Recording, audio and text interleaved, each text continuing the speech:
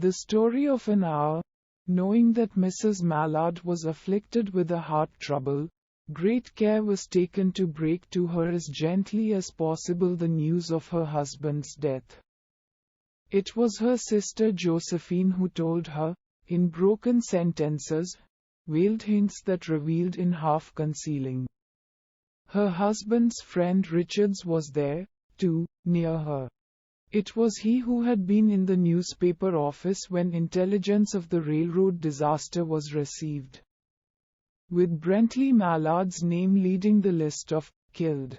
He had only taken the time to assure himself of its truth by a second telegram, and had hastened to forestall any less careful, less tender friend in bearing the sad message. She did not hear the story as many women have heard the same, with a paralyzed inability to accept its significance. She wept at once, with sudden, wild abandonment, in her sister's arms. When the storm of grief had spent itself, she went away to her room alone. She would have no one follow her. There stood, facing the open window, a comfortable, roomy armchair. Into this she sank, pressed down by a physical exhaustion that haunted her body and seemed to reach into her soul. She could see in the open square before her house the tops of trees that were all aquiver with the new spring life. The delicious breath of rain was in the air. In the street below, a peddler was crying his wares. The notes of a distant song which someone was singing reached her faintly, and countless sparrows were twittering in the eaves. There were patches of blue sky showing here and there through the clouds that had met and piled one above the other in the west facing her window. She sat with her head thrown back upon the cushion of the chair, quite motionless, except when a sob came up into her throat and shook her. As a child who has cried itself to sleep continues to sob in its dreams. She was young, with a fair, calm face, whose lines bespoke repression and even a certain strength. But now there was a dull stare in her eyes, whose gaze was fixed away off yonder on one of those patches of blue sky. It was not a glance of reflection, but rather indicated a suspension of intelligent thought. There was something coming to her and she was waiting for it, fearfully. What was it? She did not know, it was too subtle and elusive to name. But she felt it, creeping out of the sky, reaching toward her through the sounds, the scents, the color that filled the air. Now her bosom rose and fell tumultuously. She was beginning to recognize this thing that was approaching to possess her, and she was striving to beat it back with her will as powerless as her two white slender hands would have been. When she abandoned herself, a little whispered word escaped her slightly parted lips. She said it over and over under each breath. Free, free, free. The vacant stare and the look of terror that had followed it went from her eyes. They stayed keen and bright. Her pulses beat fast, and the coursing blood warmed and relaxed every inch of her body. She did not stop to ask if it were or were not a monstrous joy that held her. A clear and exalted perception enabled her to dismiss the suggestion as trivial.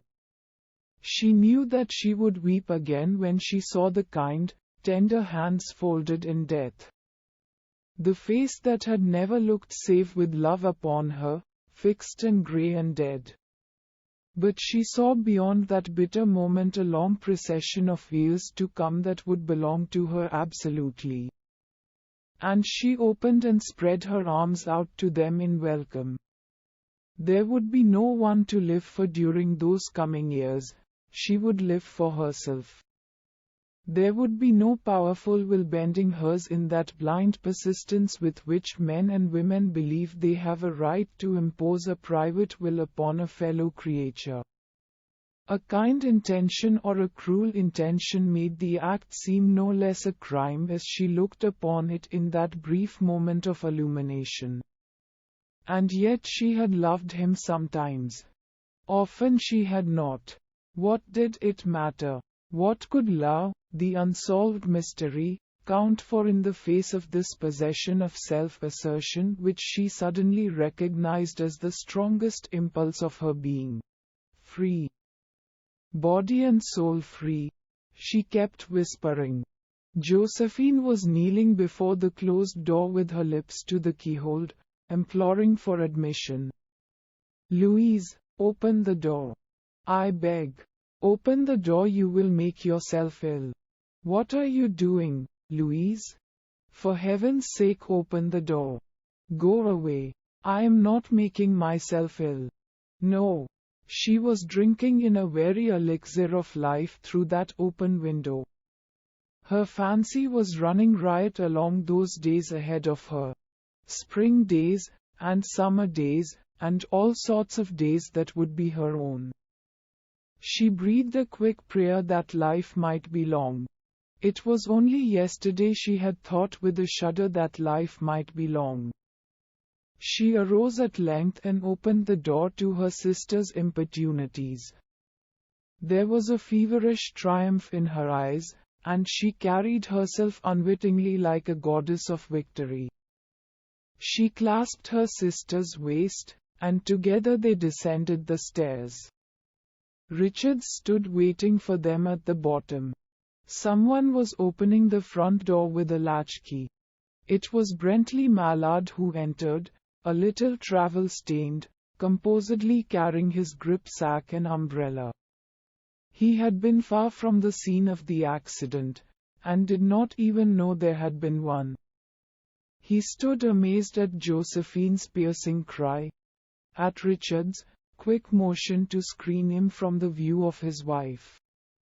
When the doctors came, they said she had died of heart disease, of the joy that killed.